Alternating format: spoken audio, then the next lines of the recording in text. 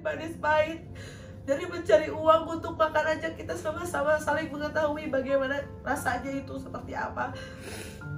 Makasih, tanpa kalian aku gak bisa apa-apa. Dan terima kasih juga followers aku, subscriber aku. Assalamualaikum warahmatullahi wabarakatuh. Welcome back to my channel. Baik lagi sama aku, Tias Joya, di channel kali ini. Ini khusus buat kalian para followers Instagram aku yang udah lama ngikutin Instagram aku, khusus buat kalian orang-orang yang udah tahu aku, dan khusus buat kalian teman-teman aku, keluarga aku yang mengetahui siapa aku dari mungkin awal karir di Instagram atau mungkin yang sudah tahu aku dari kecil. Ini benar-benar specially buat kalian para followers aku yang 46k. Thank you so much. Kerja aku di Instagram untuk PP Endorse dan semua kegiatan aku benar-benar kalian minati, benar-benar kalian sukai. Manis pahit perjalanan hidup aku selalu kalian lihat di konten Instagram aku sebelum aku mempunyai channel YouTube. Seperti halnya nazar aku dulu, aku mau bikin channel YouTube dan akan menceritakan kalau aku punya channel YouTube, nazarnya aku akan menceritakan semua perjalanan kisah hidup aku dari mulai aku kecil sampai ke detik ini.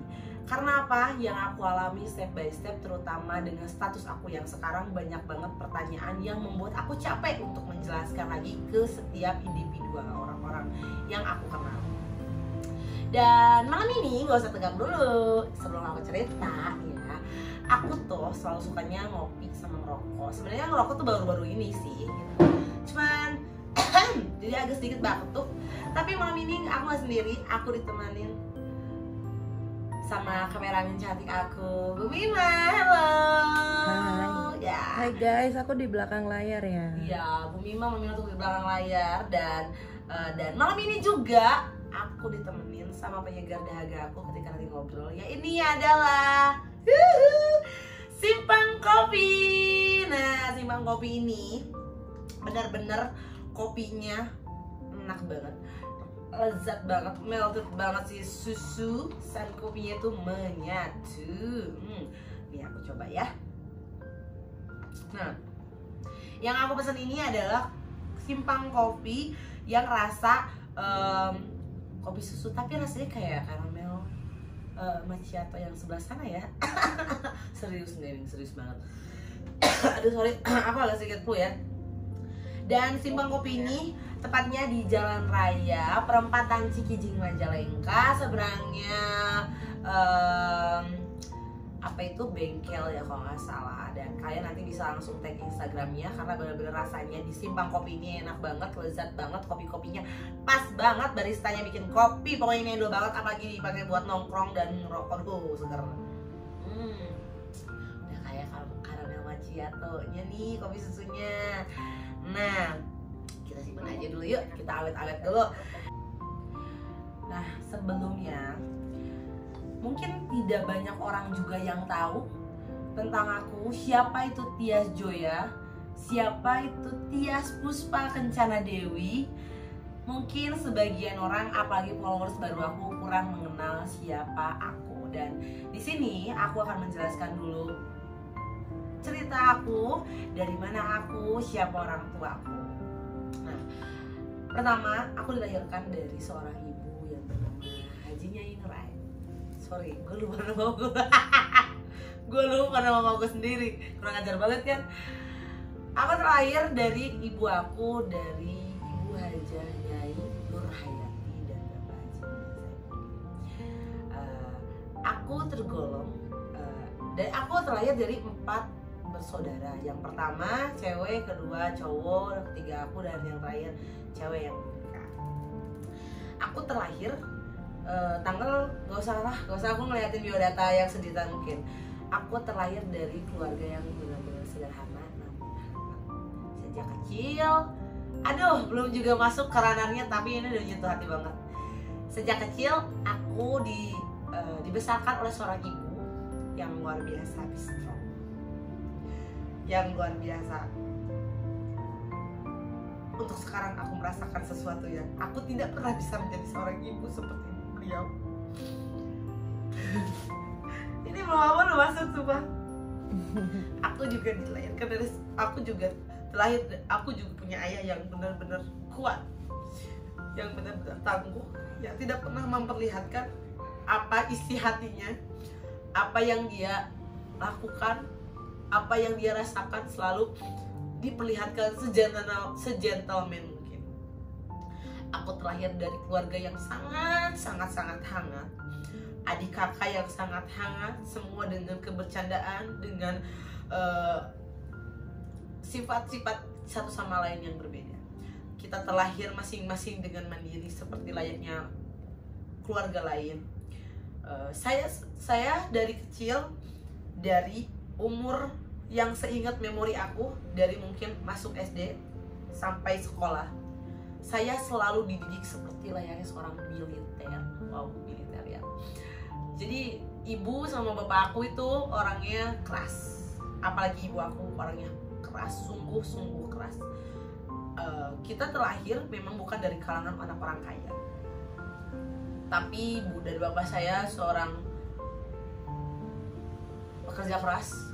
Ibu bapak saya seorang pedagang yang tidak pernah mengenal lelah dan selalu memperlihatkan rasa capeknya itu kepada anak-anaknya, tidak dengan berkeluh kesah, tapi memperlihatkan bagaimana caranya mereka mencari uang. Dari kecil saya selalu dididik untuk tidak manja. Walaupun hidup saya mungkin ada asisten rumah tangga pada saat itu, atau mungkin ada kemandirian orang tua aku pada saat itu, tapi aku dididik untuk tidak manja. Dari mulai sekolah, dari mulai sampai aku menemukan pada waktu itu untuk berumah tangga. Pada saat sekolah, zaman sekolah, aku tumbuh layaknya seperti remaja lain, yang selalu always ceria, yang seperti kalian lihatlah seperti ini. Aku tidak pernah ada tidak pernah ada halangan, tidak pernah ada yang pernah aku halangi dalam jati diri aku. Aku tetap seperti ini dari dulu, yang mengenal aku mungkin akan tetap sama aku seperti ini. Orang lain mungkin pada zaman sekolah akan selalu mendapatkan fasilitas yang enak lah ya, apalagi mungkin yang orang tuanya mampu. Tapi aku, ketika aku ingin uang jajan lebih, ketika aku ingin sesuatu yang lagi musim pada saat itu, seperti misalnya handphone atau barang-barang lain, aku harus bekerja keras dulu. Minimalnya orang tua aku ngeliat aku itu kerja, entah itu beres-beres rumah, entah itu bantu-bantu dia kerja keluar kota. Minimalnya aku harus kerja, dan itu tidak langsung secara cuma-cuma memberikan uang begitu saja. Dan dari sekecil aku selalu diajarin untuk berdagang. Dari mulai aku dikasih lotre buat didagangin di sekolah, dari mulai aku belajar dagang ciki apa dan lain-lain. Ya, bertemunya dewasa pasti tahu cinta lah ya. Dari zaman cinta monyet, banyak beberapa orang mantan-mantan aku yang mungkin sedikit akan aku nggak jelasin, sedikit iramanya mulai aku bergoyang menjadi anak mandiri, yaitu jadi agak sedikit bucin. Aku galak banget. Kalau misalkan aku pacaran nggak boleh, aku pengen handphone, pengen SMS kan pada waktu itu, nggak bisa begitu saja cuma-cuma. Semuanya dari zaman aku sekolah, yang udah mengerti dari remaja sampai sebelum nikah, aku selalu dididik bener-bener kayak, lu tuh nggak bisa gini. Dulu tuh sempat sedihnya gini ya pas zaman sekolah, ketika anak-anak lain mulai untuk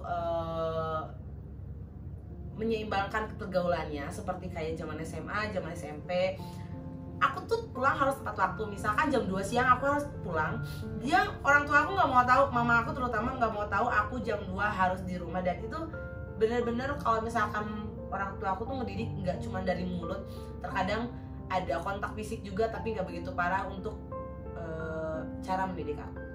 Jujur, pada zaman sekolah aku sering berpikir, kenapa sih Tuhan ngasih orang tua seperti ini pada aku, gak layaknya seperti orang tua yang lain, yang ngasih fasilitas enak, yang ngasih kebebasan, yang bisa main. Kok gue nyesel banget sih dilahirin dari seorang ibu yang galak pada saat itu gue nyesel punya pemikiran seperti itu pada saat itu. Kok gue dilahirin dari ibu yang galak, yang nggak pernah ngertiin gue ketika anak-anak muda pada saat itu main, terus bisa punya lingkungan pertemanan yang enak, tapi gue di situ malah istilahnya dibatasi, disuruh pulang, nggak boleh ini, nggak boleh itu. Dan gue selalu berdoa sama Allah.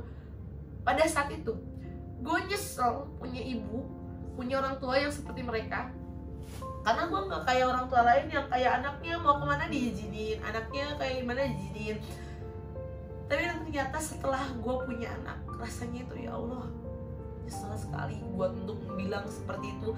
Karena apa yang orang tua kita lakukan untuk kita ternyata kebaikan untuk kita, dan penyampaian yang mungkin pada saat itu karena kita ABG labil jadi rasanya itu sakit. Dan untuk sekarang untuk sedewasa saya yang udah punya anak kedua, yang udah punya melihat anak aku bagaimana, apalagi anak aku punya ibu sambung, ternyata setiap katanya adalah doa, setiap tindakannya adalah hal baik. Jadi tidak pernah ada ibu yang menyesali anaknya, mau itu jelek, mau itu baik. Tidak ada seorang ibu dan tidak seorang ayah yang nggak sayang sama anaknya ya. nah, Itu intinya. Oke. Aku di sini mau nanya sedikit sama lu ya, Yas. ya. Pada saat lu merasa menyesal punya orang tua seperti mereka itu pada usia berapa? Itu pada usia gue jadi ABG labil kisaran pokoknya dari SD sampai gue SM, sebelum gue punya anak. Jujur masih nikah pun gue punya pemikiran seperti itu. Nah sekarang flashback ya. Jika lu bisa memberi nasihat kepada diri lu pada saat itu, pada zaman itu, apakah yang akan lu nasihatin ke diri lu? Gue cuma mau, kalau andai kontak fisik itu bisa untuk diri gue sendiri, gue pengen bunuh diri gue sendiri atas penyesalan dulu. Salah penyesalan dulu yang dibilang ibu gue galak, gue terlahir dari orang yang salah, gue sungguh menyesal. Justru gue terlahir dari orang yang benar-benar tangguh. Aduh, gue terlahir dari seorang ibu yang benar-benar tangguh, yang tidak pernah berkeluh kesah sampai detik ini pun. Selalu support, selalu memberikan kehangatan. Setelah melihat perjalanan ibu gua dan bapak gua, bokap nyokap yang sering dulu pernah lah pasti yang namanya rumah tangga berantem ya Beb ya.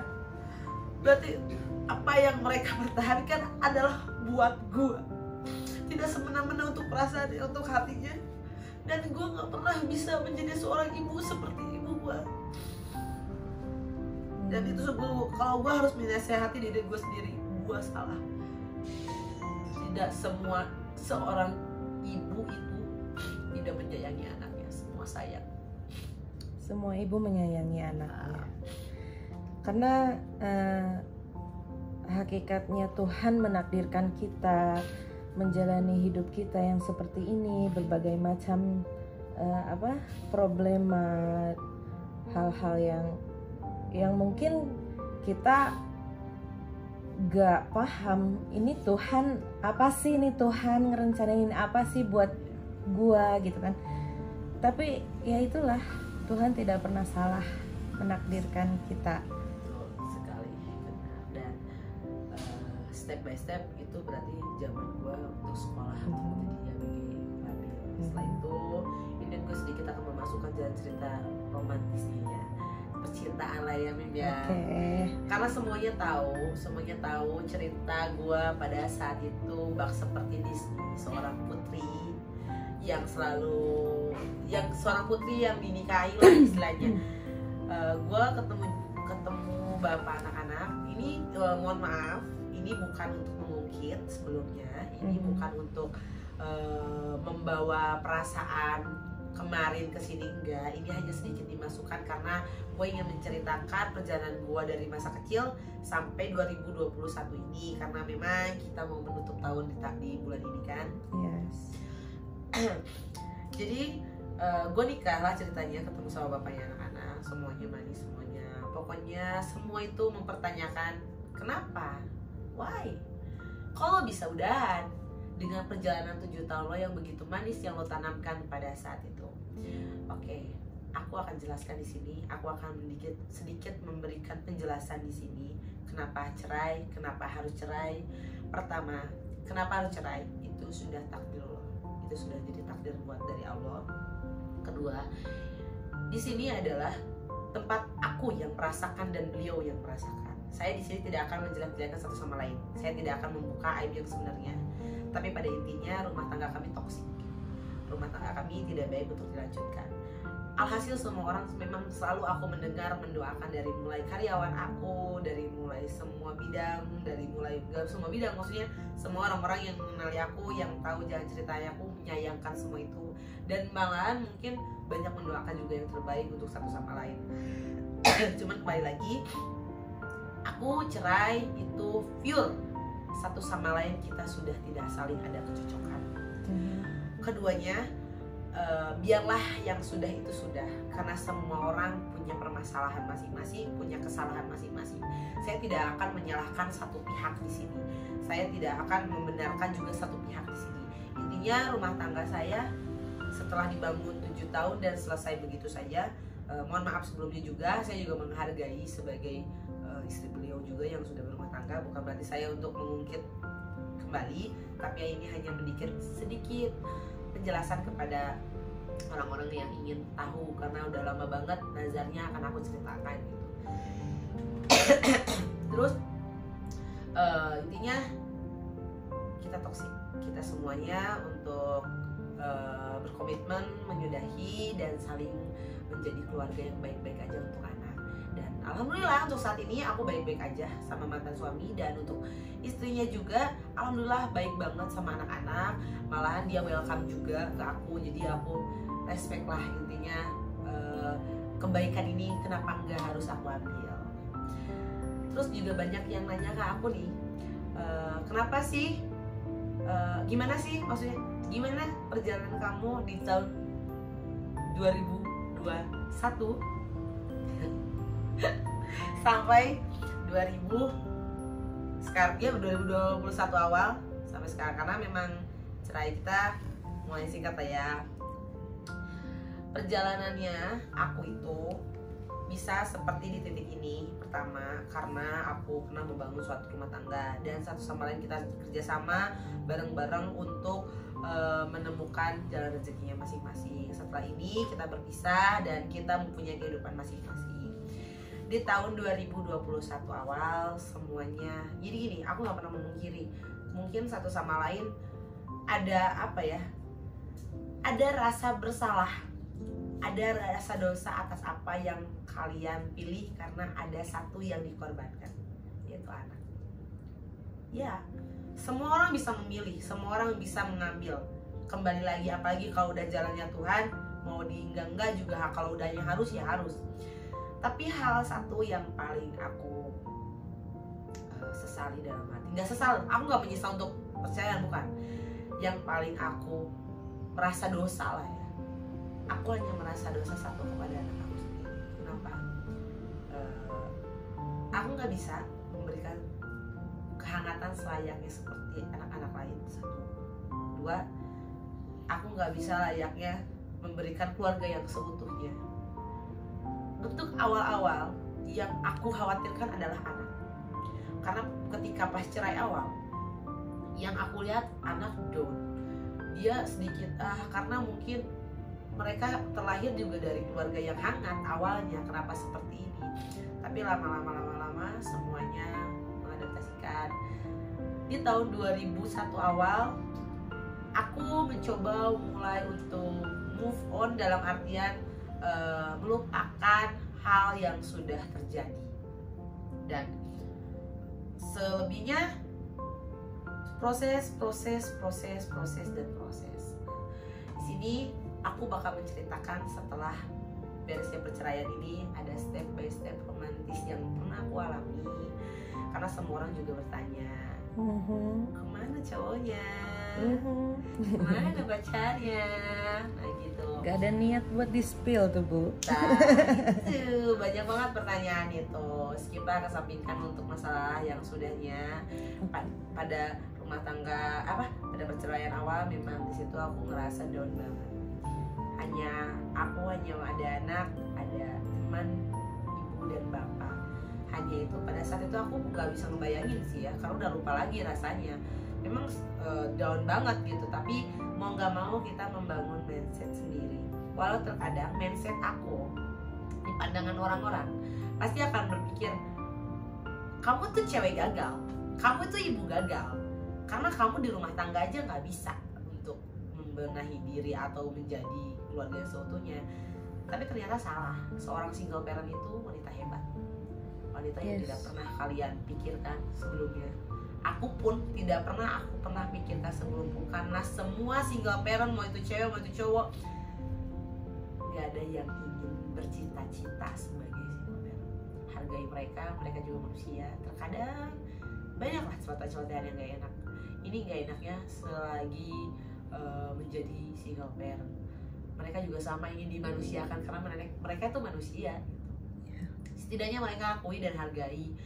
Mereka gagal dalam rumah tangga bukan berarti mereka itu hal yang tidak baik. Justru mereka itu keluar dari toksiknya, dari racunnya, dan memilih untuk membawa dirinya dan circle. Kalau yang ada punya anak, circle anaknya.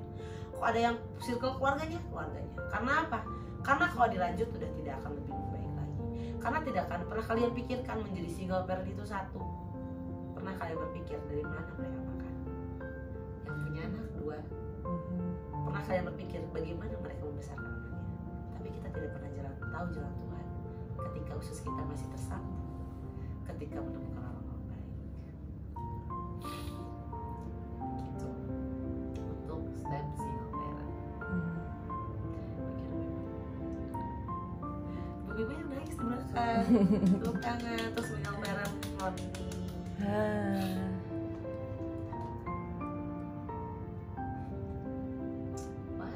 You cry?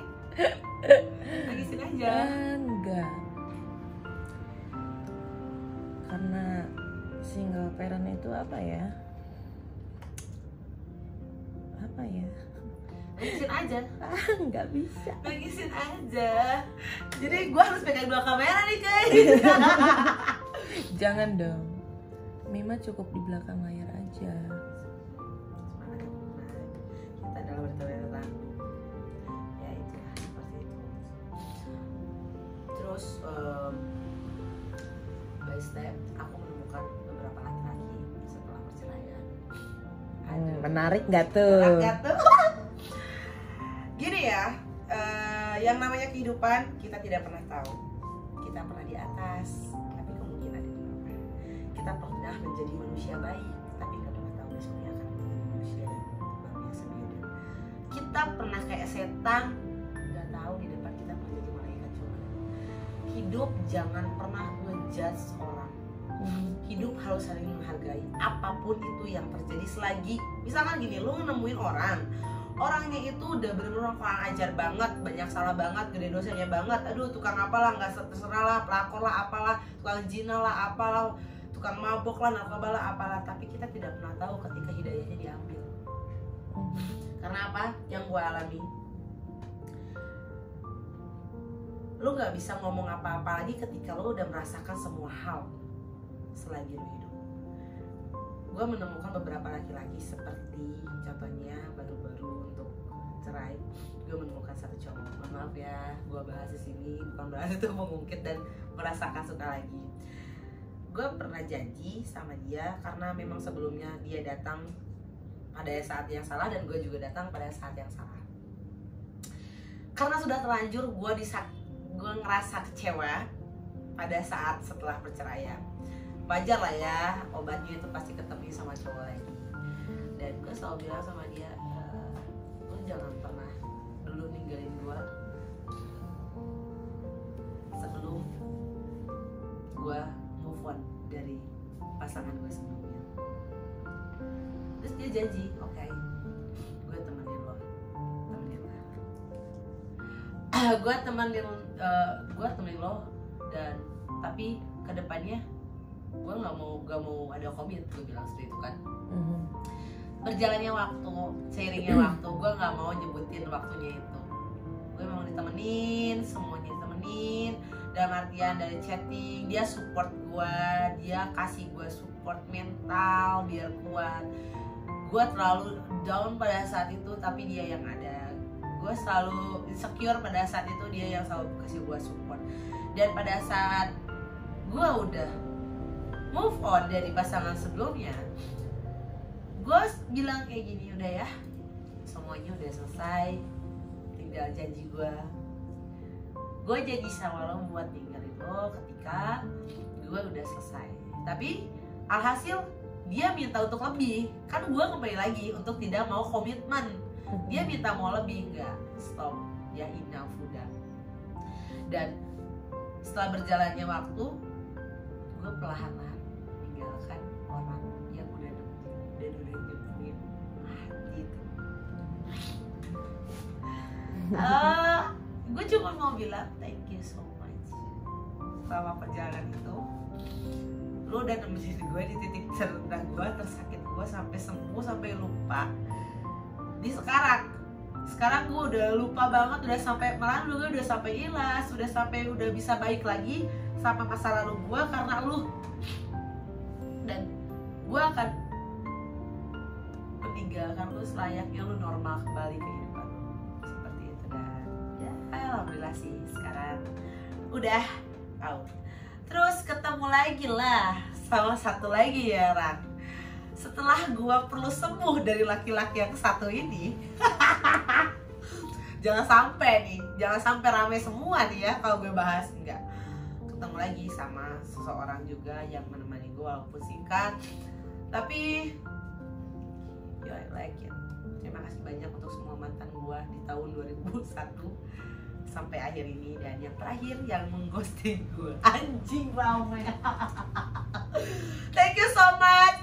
Lu udah bisa lu udah bisa ngajarin gue betapa kejamnya ternyata laki-laki ketika yang berani mengghosting. Seenggaknya lu ngomong, karena cewek itu nggak akan mungkin ngejar karena kan anjing guys gitu kan. Lu ngomong, gak usah kayak gitu, lu ganteng. Maaf, skip, mantan lewat ya. Dan apa ya, ini sekarang yang gue rasain step by step dari 2001 sampai sekarang. Dari kerjaan, mungkin orang-orang nanya, ya itu kerjanya apa sih? Aku tidak mau menghabis ini, intinya aku selalu diberikan rezeki oleh Allah tanpa semua orang tahu. Terus yang kedua, perjalanan itu manis sekali dari percintaan. Oke, setelah tadi lu cerita mulai dari keluarga lu, orang terdekat lu, sekarang gue penasaran tentang circle lu. Circle Ya, pertemanan. ya. Oke. Jadi semua orang juga pasti nanya, kalau gue gabung pasti orangnya itu aja gitu kan. Gue bisa mengategorikan tidak semua teman adalah sahabat, dan tidak semua sahabat adalah keluarga. Yang gue punya saat ini, gue punya keluarga. Gue gak punya teman, dan gue gak punya sahabat. Kenapa? Why? Kan lu kenal orang banyak, lu di mana-mana sih, hey, lu di mana-mana masuk, malahan lu keluar mana punya teman baru ya. But I can, tidak semua itu teman dan tidak semua itu sahabat. Dan untuk orang-orang terdekat gua seperti Oksa, Bima, Dina, Angel, itu gue tergolongkan sebagai keluarga. Itu gue golongin sebagai keluarga, tidak untuk sahabat. Karena semua pertemanan ada, semua teman banyak. Yang kalian lihat, gue sering masuk dengan siapa, gue sering berkomunikasi dengan siapa, main dengan siapa, tapi itu bukan sahabat gue semua.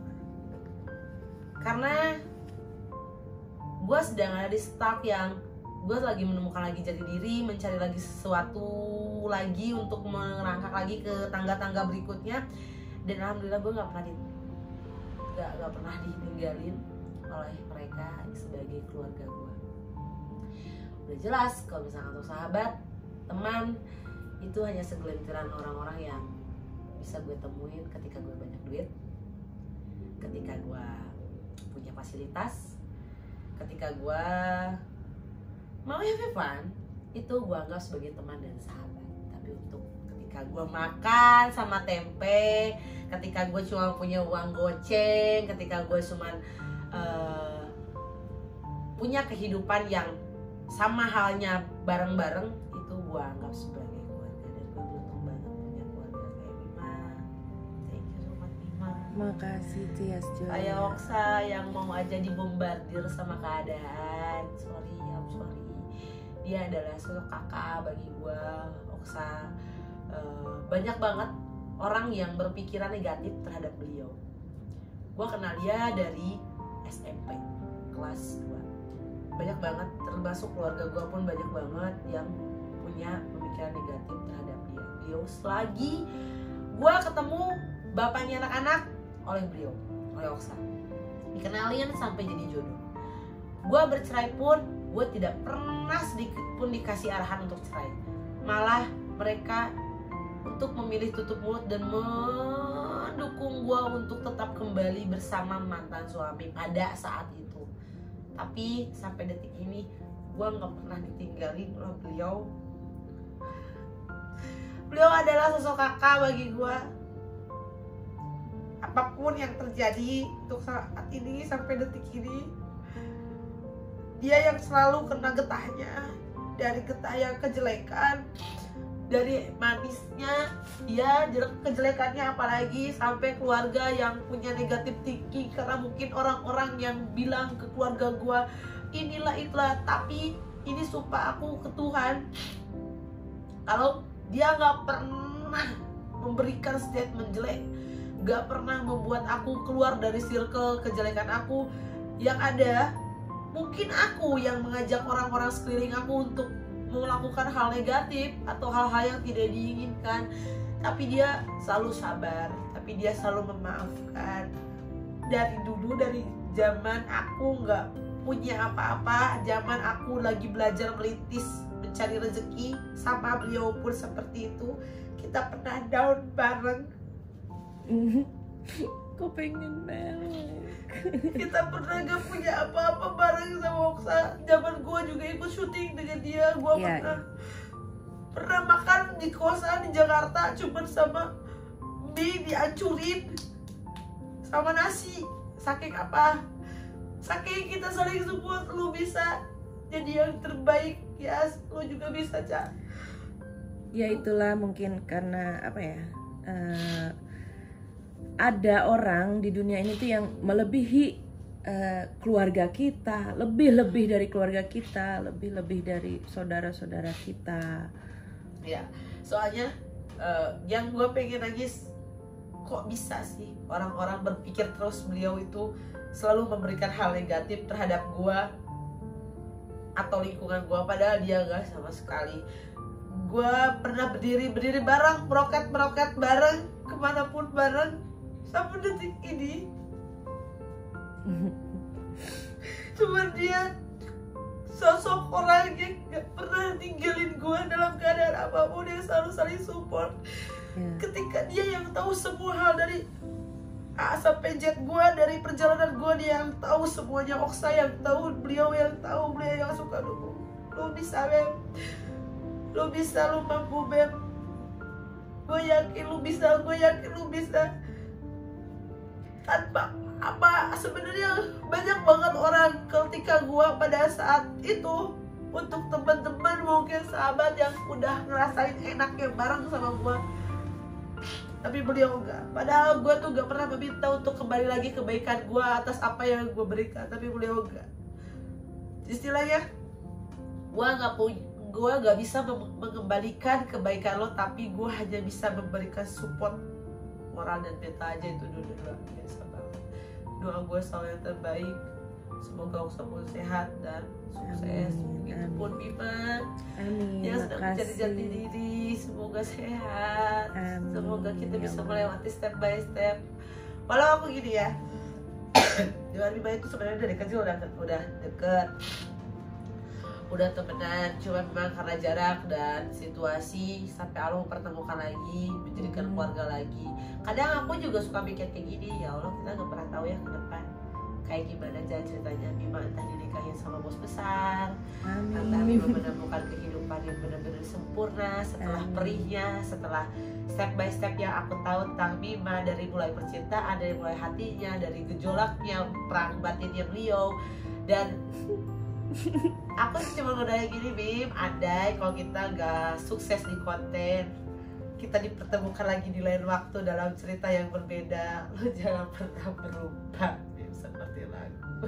Semangat ya, karena Doi tuh yang paling semangat. Udah gue marahin, udah gue rusuhin bikin konten, itu yang paling super sabarnya tuh luar biasa.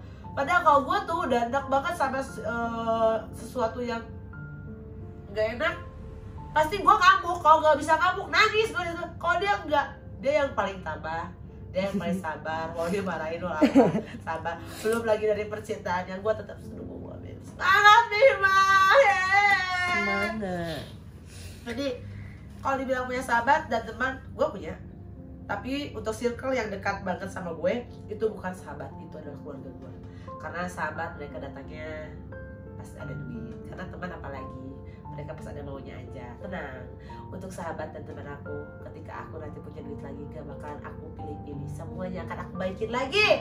Karena kebaikan itu tidak hanya datang dari orang yang kita kasihi, dari orang yang kita beri kebaikan lagi. Karena aku percaya kebaikan yang aku tanam kepada orang-orang itu tidak akan kembali lagi dari orang tersebut, nanti akan datang dari orang lain. Yes, that's right. Oke, karena mungkin kebanyakan orang yang melihat kita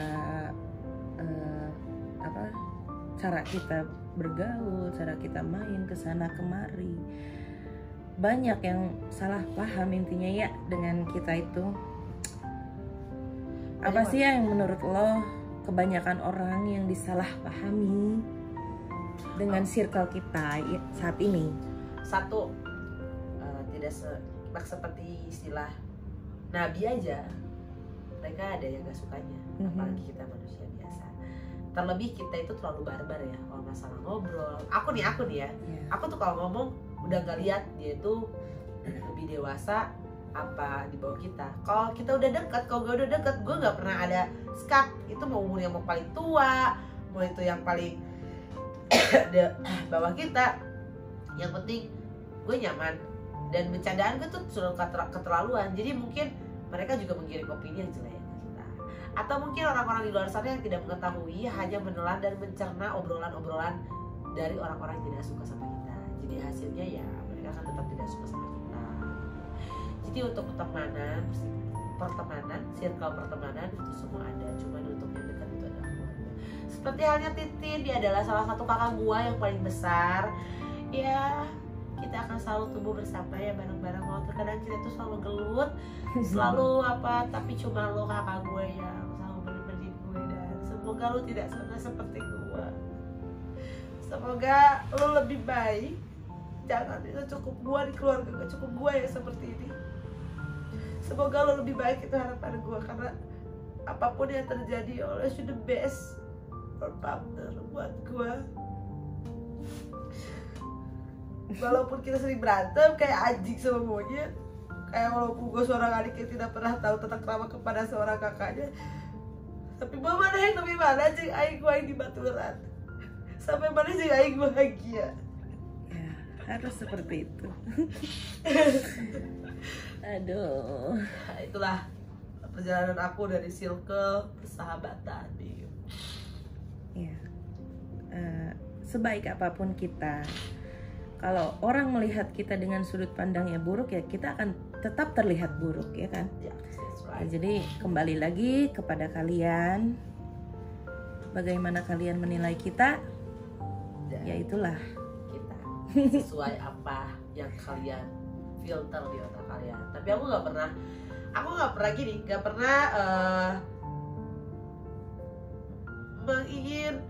menganggap semua perkataan orang-orang terhadap aku itu terserah. Dari mulai orang yang gak suka dan suka, yang suka aku selalu welcome, yang gak suka aku selalu welcome. Cuman nanti gini Bunda, setiap manusia punya kesalahan. Iya. Ada orang yang mungkin pernah menyakiti saya. Ini harapan aku ya di tahun 2021 akhir. Aku seorang manusia biasa yang misalkan salah aja bukan setan, dan misalkan benar saja juga bukan manusia. Aku mungkin pernah melukai hati seseorang, mau itu perempuan, mau itu laki-laki. Aku mungkin pernah mendustai seseorang, atau mungkin orang juga akan pernah melukai dan menyakiti aku. Saya ingin di sini personal, saya ingin meminta maaf untuk diri saya sendiri kepada semua orang, semua pihak yang pernah saya sakiti, yang pernah saya kecewakan, bahkan mungkin ada yang benar-benar saya lakukan itu seperti layaknya saya biadab kepada orang tersebut tanpa harus saya menceritakan bagaimana ceritanya. Mau itu cewek, mau itu cowok, saya meminta maaf secara personal pribadi atas apa kesalahan yang pernah saya lalui. Kembali lagi, saya hanya ingin membuat semuanya keadaan membaik lagi. Semoga apa yang saya lakukan, kejelekan pada di masa lalu, cukup sampai situ, dan tetap kalian akan terus berjaya dan berjalan layaknya kehidupan yang normal. Dan begitu pun untuk semua orang, untuk semua laki-laki yang pernah mengecewakan saya, yang pernah melukai saya. Ini tidak untuk satu orang ya, bukan juga untuk yang kemarin-kemarin yang sudah terlewat, ataupun ini untuk cewek-cewek juga yang pernah melukai saya, menyakiti saya. Insya Allah saya maafkan, apapun itu insya Allah saya maafkan dengan ikhlas. Walau begitu, kalau untuk flashback sakitlah rasanya, tapi insya Allah saya ikhlas. Saya tidak akan mendoakan yang jelek untuk kalian, untuk para wanita yang pernah melukai saya ataupun laki-laki. Semoga kalian tidak pernah mengulang lagi rasa sakitnya itu kepada orang lain. Semoga kalian hidup bahagia. Semoga kalian tidak melakukan hal-hal seperti itu lagi kepada korban-korban lain. Karena apa yang saya doakan akan kembali juga kepada diri saya. Karena saya pun sama punya kesalahan, saya pun sama punya dosa kepada orang lain. Jadi saya personal di sini hanya untuk meminta maaf. Apa lagi ya? Pokoknya saya hanya manusia biasa yang terkadang membuat salah. Ya. Oke, di sini Mima mau nanya ya, terakhir kali mungkin ya di video ini. Apa harapan lu di tahun 2022 yang akan datang? Harapan pasti banyak. Harapannya pasti banyak, dari mulai anak, dari mulai jodoh, dari mulai pekerjaan, dari mulai kehidupan. Tapi yang pertama, aku mau ngucapin thank you 2021. Tidak pernah aku bayangkan sebelumnya. Ketika aku melihat sorotan di tahun-tahun sebelumnya, ketika mimpi yang bisa dibilang itu mimpi buruk bagi aku pada saat itu, dan ternyata benar aku benar-benar bisa luasa melangkah. Ternyata enteng melewati semua ini ketika kita merasakan ikhlas, ketika kita berusaha untuk sabar. Ternyata apa yang aku pikirkan dulu untuk menjalani semua ini tuh berat dan sulit, ternyata tidak. Alhamdulillah ternyata mudah ketika semuanya diserahkan sama Tuhan. Dan terima kasih 2021. Harapan aku untuk kedepannya adalah semoga diri aku lebih baik. Aku jauh lebih baik menjadi ibu. Aku jauh lebih baik menjadi seorang istri untuk nanti. Wah, jodoh aku. Akankah di 2022 Tias Joya menikah? Allahumma amin. Itu bagaimana jalan Allah saja. Amin. Semoga Tias menemukan laki-laki yang tepat dan secepatnya. Terus harapan aku juga untuk kerjaan, semoga ada yang kerjaan yang berkah, nikmat, manfaatnya dunia akhirat. Pokoknya mama, papa, aku cuma mau minta maaf untuk 1 tahun ini, mungkin maybe 2 tahun, maybe 3 tahun, tapi semoga tidak selamanya. Aku nyusahin, aku ngebebanin. Biasanya aku ngasih, baby. Sekarang mungkin aku gak seperti biasanya ngebahagiain kalian. Apa yang kalian mau? Mungkin saat ini aku sering nabung dulu. Aku janji gak bakalan aku gak bahagiain kalian. Satu itu cita-cita aku 2022, mudah-mudahan aku bisa ngebahagiain ibu bapak aku lagi layaknya seperti dulu. Walau kata ibu bapak aku gak butuh duit kamu, aku gak butuh apa perhiasan dari kamu, aku gak butuh apa-apa, aku cuma mau kamu soleh, yes, kamu jauh lebih baik, itu harapan ibu aku. Insya Allah mudah-mudahan aku menjemput si daya aku sendiri, maaf. Terus buat anak-anak aku, ketika aku jadi seorang ibu single yang begitu bergejolak, batin aku bak seperti kayak hancur setelah dipatahkan dulu. Hanya dengan perasaan, ternyata lebih sakit adalah dipatahkan oleh seorang anak. Ketika anak kita bernilai ngejudge kembali seperti dahulu masa lalu aku ngejudge ke orang tua aku bahwa beliau tidak sayang, bahwa beliau membenci aku, dan ternyata itu enggak. Nah, mama galak bukan enggak sayang,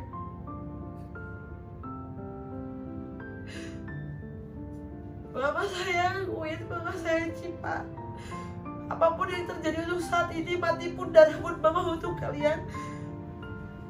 Walau kalian pasti belum mengerti apapun, tapi mama yakin ibu sambung kalian baik, sungguh luar biasa baik. Ya, doain juga semoga kamu punya papa sambung, ayah sambung yang jauh juga lebih baik dari sebelumnya. Maafin mama sebagai seorang ibu tidak pernah memberikan kehangatan keluarga untuk kalian. Tapi setidaknya Tuhan memberikan nilai plus buat kamu sama adik kamu untuk punya sosok orang tua double yang bisa menyayangi kamu setiap saat. Dan untuk calon jodoh aku, siapa tuh? Tuhan indah banget sih puter-puterin cerita kita sampai aku nunggu dulu jodoh orang. Baby, kamu juga nungguin jodoh orang. Andai kamu jodoh aku dan kamu lihat video ini, aku coba ngomong, aku orang keras kepala. Tapi kalau misalkan aku udah setia, udah sayang, insya Allah gak bakal ngecewain. Kamu kemana aja sih? 7 tahun loh aku jagain jodoh orang. Kalau kamu jodoh aku di masa depan, aku nitip satu, sayangi anak aku layaknya kamu menyayangi aku. Sayangi mereka sebelum kamu menyayangi aku, dan terimakan mereka apa adanya tanpa harus kamu berpikir sesuatu yang lain di sebelum itu. Dan satu hal, thank you so much para keluargaku, Bima, Oksa, Titin, Angel, Tommy, semuanya berakhir, thank you so much. Aku pernah melewati hal sulit dengan kalian. Sama-sama.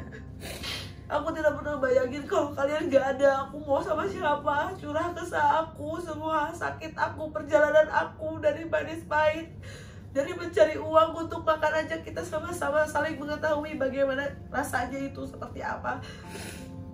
Makasih, tanpa kalian aku gak bisa apa-apa. Dan terima kasih juga followers aku, subscriber aku, viewers aku. Sama kalian aku gak apa-apa. Kalian mungkin ya gak suka akan lucu-lucu lihat ini apa sih konten baru, konten kreator baru dan nangis-nangis di podcast ini. Tapi pokoknya semuanya terima kasih banget. Tanpa kalian aku gak bisa seperti ini. Hanya kalian satu-satunya jalan rezeki aku untuk tetap berkarya, untuk tetap berkarir. Jadi Happy New Year, terima kasih 2021. Dan bye-bye. Hari ini selesai sampai di sini podcastnya.